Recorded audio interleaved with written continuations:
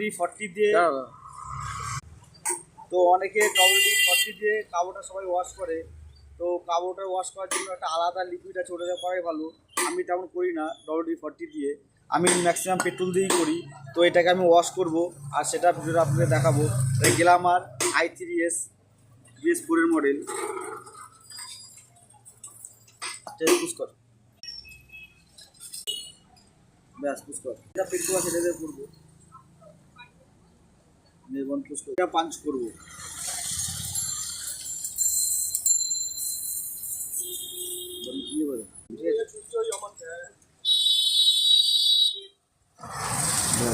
এটাতে ফু দিয়ে দেখবে হাওয়াটা ঠিকঠাক বেরোচ্ছে কিনা। এটাতে ফু দিয়ে দেবে, ঠিক আছে, রাইট, ব্যাস।